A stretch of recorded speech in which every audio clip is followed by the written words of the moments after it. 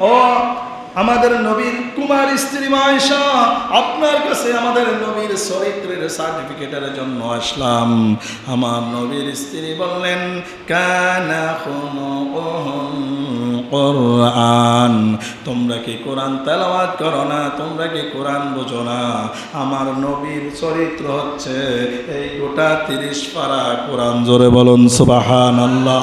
থিওরিক্যালিটাই কোরআনটা হচ্ছে নবীর চরিত্র, আর প্র্যাকটিক্যাল যদি তোমরা কোরআনটাকে প্র্যাকটিক্যাল ভাবে দেখতে চাও, প্র্যাকটিক্যাল ভাবে বুঝতে চাও, তাহলে আমার নবীর চরিত্র হচ্ছে গোটা কোরআন। আল্লাহু আকবার।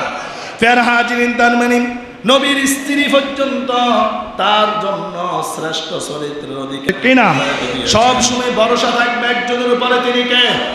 আমরা যখন যেখানেই যাব, ঘর থেকে বের হওয়া থেকে শুরু করে, ঘুম থেকে উঠার পর থেকে শুরু করে আবার ঘুমাতে যাওয়ার আগ পর্যন্ত সর্বক্ষেত্রে, সর্বসময়ে, সর্বকাজে ভরসা রাখতে হবে, তাওয়াক্কুল থাকতে হবে একজনের উপরে, তিনি কে? ফেরা হাজিরের জন্য আল্লাহ তাআলা বলছেন, আমার নবীর দ্বিতীয় নাম্বার আদর্শ হলো, আমার নবী ছিলেন উত্তম চরিত্রের অধিকারী। আল্লাহু আকবার। আল্লাহ তাআলা তার নবীর চরিত্রের উপাধি দিতে গিয়ে বলছেন, ওয়া ইন্নাকা লাআলা খুলুকিন আযীম, indeed you are of a great moral character. Allah তাআলা বলছেন, নিশ্চয়ই আসমানের নিচে জমিনের উপরে সর্বশ্রেষ্ঠ চরিত্রের অধিকারী হচ্ছেন মুহাম্মদুর রাসূলুল্লাহ সাল্লাল্লাহু আলাইহি ওয়াসাল্লাম। আমার নবী উত্তম চরিত্রের অধিকারী ছিলেন। এখন আমি যদি আপনাকে প্রশ্ন করি, চরিত্র কাকে বলে? আপনি বলবেন চরিত্র মানে হচ্ছে লজ্জাস্থানটাকে হেফাজত করা। কথা বলেন ঠিক কি না? না না, চরিত্রের অর্থই শুধু লজ্জাস্থানকে হেফাজত করা নয়। চরিত্রের মানে হচ্ছে, চরিত্রের অর্থই হচ্ছে আপনার আচার আচরণ, কথাবার্তা, কাজকর্ম, চলাফেরা 24 আওয়ার্স, 24 ঘন্টায় আপনি যত কাজ করেন, যত কর্ম করবেন, আচার আচরণ করবেন, কথাবার্তা বলবেন, সকল কিছুই আপনার আমার চরিত্রের অন্তর্ভুক্ত। কথা বলেন ঠিক কি না? আমরা যখন কথায় কারোর সাথে গরম হয়ে যায়, মেজাজ দেখায়, তখন অনেকে বলেন এই লোকটার আচার ভালো না, এই লোকটার চরিত্র ভালো না, এটা চরিত্রই খারাপ। এর দ্বারা বোঝা যাচ্ছে তার কথার কোনো মাধুর্যতা নাই, কথার মধ্যে কোনো কি নাই? মাধুর্যতা নাই। আমরা যখন হাঁটাচলা করি, আমরা যখন এলোমেলোভাবে হাঁটাচলা করি, বা কোনো মহিলা যখন এলোমেলোভাবে হাঁটাচলা করে, তখন আমরা বলি তার চরিত্র ঠিক নাই। তার মানে এটা দ্বারা বোঝা যাচ্ছে যে তার আচার আচরণ, কথাবার্তা, চাল চলন, পোশাক আশাক সকল কিছু চরিত্র অন্তর্ভুক্ত। কথা বলেন ঠিক কি না? ফের হাজিরিন, আল্লাহ তাআলা শুধু আমার নবীর লজ্জাস্থান হেফাজত করেছেন এই দৃষ্টিতে আল্লাহ বলেন নাই আমার নবী উত্তম চরিত্রের অধিকারী। আমার নবী 63 বছরের জিন্দিগিতে এমন কোন ব্যক্তি বলতে পারবে না আমার নবী তাকে কষ্ট দিয়েছিল। আল্লাহু আকবার। আমার নবী কারোর সাথে অন্যায়ভাবে কট্টর ভাষায় কথা বলতেন না। যখন কোনো সাহাবীর অন্যায় দেখতেন, তখন তাকে শুধরাবার জন্য, তাকে শিখানোর জন্য একটু কঠোর মেজাজের হতেন, আবার তার সাথে আলিঙ্গন করে নিতেন, আবার তার সাথে সুন্দরভাবে আচরণ করে কথা বলতেন, বুকে আগলে নিতেন, আদর করতেন।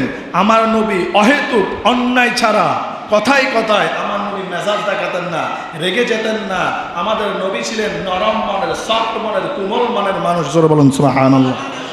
ফেরা হাজিরিন, বিশ্বনবী সাল্লাল্লাহু আলাইহি ওয়াসাল্লাম যখন তার মুখমণ্ডলটাকে আয়নার সামনে গিয়ে দেখতেন, আমার নবী দেখতেন আল্লাহ তাআলা আমার চেহারাটাকে কত সুন্দর করে সাজিয়েছেন, কত সুন্দর আকার আকৃতি আমাকে দিলেন। এজন্য আমার নবী যখন আয়নার সামনে যেতেন, তখন তিনি বলতেন, আল্লাহ আমার চেহারাটাকে, মুখমণ্ডলটাকে যেইভাবে সুন্দর করে দিয়েছে, ঠিক একইভাবে যদি আমার চরিত্রটাকেও সুন্দর করে দেয়। এজন্য আমার নবী পড়তেন, আল্লাহুম্মা হাসসানতা খালকি ফাহাসসিন খুলুকি। ও আমার আল্লাহ, আপনি আমার চেহারাটাকে যেইভাবে সুন্দর করে দিয়েছেন, মাধুর্যপূর্ণ করে দিয়েছেন, ঠিক একইভাবে আমার চরিত্রটাকেও সুন্দর করে দেন। আল্লাহু আকবার। তার মানে আমার নবী এই কথা বলার কারণ হচ্ছে আল্লাহর নবীর জীবনে এমনি কোনো গুনাহ নাই, নবী রাসূলদের জীবনে কোনো গুনাহ নাই, এরপরও নবী রাসূলরা সবসময় আল্লাহর কাছে ইস্তিগফার করতেন, তাওবা করতেন। আমার নবী সবসময় তাওবা করতেন, 70-বারেরও বেশি প্রতিদিন তাওবা করতেন, ইস্তিগফার করতেন। আর তার চরিত্রটাকে সুন্দর রাখার জন্য আল্লাহর কাছে কামনা করতেন, আল্লাহর কাছে সাহায্য চাইতেন। এজন্য আল্লাহ বলছেন ওয়াতাওয়াক্কাল আলাল্লাহ ওয়া কাফা বিল্লাহি ওয়াকিলা। আমার নবী আমি আল্লাহর উপরে সব সময় তাওয়াক্কুল থাকতেন, আমি আল্লাহর কাছে সব সময় সাহায্য চাইতেন। আল্লাহু আকবার। আপনি আমি যদি সবসময় আল্লাহর কাছে সাহায্য চাই যে আল্লাহ আপনি অন্যায়, অবিচার, জুলুম, অত্যাচার থেকে আমাকে মুক্ত রাখেন, আমার দ্বারা আমার মাধ্যমে যেন কোনো ব্যক্তি কষ্ট না পায়, আমার দ্বারা কোনো ব্যক্তি যেন অসম্মানিত না হয়, আমি যেন কোনো খারাপ কাজে লিপ্ত না হই। আপনি আমি যদি সবসময় আল্লাহর কাছে দোয়াগুলো করি আর সেই খারাপ কাজ থেকে ফিরে আসার জন্য, খারাপ কাজ থেকে মুক্ত থাকার জন্য সতর্কতা অবলম্বন করে চলি, বলেন তো আপনার দ্বারা আমার দ্বারা কোশ্চিনকালেও কি কোনো অন্যায় করা সম্ভব? কখনো কোনো খারাপ কাজ করা সম্ভব নয়। প্যারা হাজিরিন, এজন্য বিশ্বনবী সাল্লাল্লাহু আলাইহি ওয়াসাল্লাম বললেন, ইন্না, বুখারীর বর্ণনায়, ইন্না মিন খিয়ারিকুম আহসানুকুম আখলাকা, তোমাদের মধ্যে সর্বোত্তম ওই ব্যক্তি যেই ব্যক্তি আচার আচরণের দিক থেকে সর্বোত্তম। তার মানে হাদিস দ্বারা বিশ্বনবী আমাদেরকে বুঝিয়েছেন যখন কথা বলবা, যখন আচার আচরণ করবা, এমনভাবে কথা বলবা না যেই কথার কারণে মানুষের মনে আঘাত লাগবে, মানুষের মনে কষ্ট যাবে। তুমি কাউকে সম্মান করো অথবা না করো এটা তোমার ব্যক্তিগত ব্যাপার, কিন্তু কাউকে অসম্মান করার অধিকার আমি আল্লাহ তোমাকে দেই নাই। কথা বলেন ঠিক কি না? কারো অন্যায় যদি না থাকে, অন্যায় না থাকলে আপনি তাকে অসম্মান করতে পারবেন না। কিন্তু আমরা দেখেন সমাজের মধ্যে, পরিবারের মধ্যে, বন্ধু মহলে, প্রতিবেশী মহলে অন্যায়ভাবে নিরপরাধী মানুষদেরকে অসম্মান করি, এই ধরনের কালচার আমাদের চরিত্রের মধ্যে আছে না নাই? কথা বলেন আছে না নাই? আর যাদের এই ধরনের কালচার থাকবে তারা যেই হোক না কেন বিশ্বনবীর উম্মত হতে পারে না। শুধু ঈমান আনলাম, শেষ নবীর উম্মত হিসাবে এই পৃথিবীতে জন্মগ্রহণ হইলেই শুধু উম্মত হওয়া যাবে না। উম্মতের যে ক্যাটাগরিগুলো আছে, যে আমলগুলো আছে, আদর্শগুলো আছে, সেই আদর্শগুলো আমাদের আমল নামায় আনার দরকার আছে না নাই? কথা বলেন।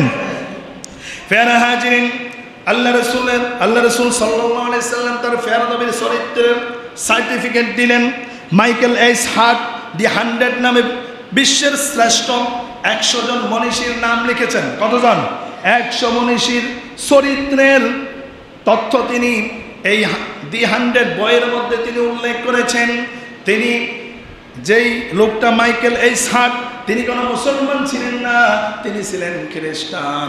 কিন্তু খ্রিস্টান থাকার পরেও তিনি 100 জন মনীষীর চরিত্রের অধিকারী দিতে গিয়ে সর্বপ্রথম যাকে স্থান দিয়েছেন তিনি হচ্ছেন মুহাম্মদুর রাসূলুল্লাহ সাল্লাল্লাহু আলাইহি ওয়াসাল্লাম। প্রথম পাঁচজনের মধ্যে তিনি মুসা আলাইহিস সালামের, মুহাম্মদ রাসূলুল্লাহ সাল্লাল্লাহু আলাইহি সাল্লামকে 1 নম্বরে দিলেন, মুসা আলাইহিস সালামকে দিলেন, ইব্রাহিম আলাইহিস সালামকে দিলেন, আবু হানিফাকে দিলেন। মুসলমানদের 5 জন নবী এবং নেতা কর্মী ইমামদেরকে 1 থেকে 5 নাম্বার লিস্টে তাদের রেখে দিলেন। 6 নাম্বার থেকে অন্য ধর্মের লোকেরা আসলো। তার মানে একজন খ্রিস্টানও নবী রাসূলুল্লাহ সাল্লাল্লাহু আলাইহি সাল্লামের চরিত্র 63 বছরের জিন্দেগিটাকে গবেষণা করে দেখেছেন। মুহাম্মদ রাসূলুল্লাহ সাল্লাল্লাহু আলাইহি ওয়াসাল্লাম হলেন উত্তম চরিত্রের অধিকারী। আল্লাহু আকবার। প্যারা হাজিরিন, এখন আসেন আমার নবী কেন এত সুন্দর চরিত্রের অধিকারী হলেন?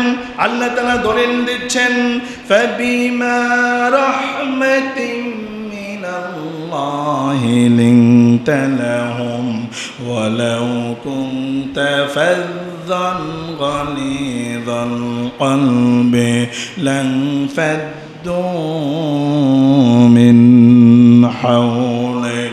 আল্লাহ তাআলা বলেন, নবী আপনি ছিলেন নরম মনের, সফট মনের, কোমল মনের মানুষ। আপনি নরম সফট কোমল মনের অধিকারী হওয়ার কারণে, আপনি নম্র ভাষায় ভদ্র ভাষায় কথা বলার কারণে মক্কা নগরের ইহুদি খ্রিস্টানরা পর্যন্ত আপনার সাথে কথা বলার জন্য, আপনার সাথে সময় কাটাবার জন্য তারা অপেক্ষা করত। সুবহানাল্লাহ। আল্লাহ তাআলা বলেন, নবী আমি আল্লাহ আপনাকে নরম মনের, কোমল মনের, সফট মনের অধিকারী হিসাবে সৃষ্টি করলাম। আল্লাহু আকবার। আল্লাহ তাআলার রহমত আছে না নাই?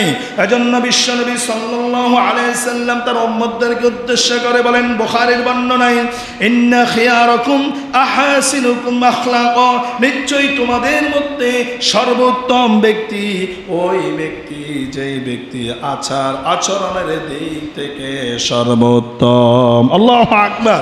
এজন্য আমরা যখন কথা বলবো নম্র ভাষায়, ভদ্র ভাষায়, সফট ভাষায় আমরা কথা বলবো।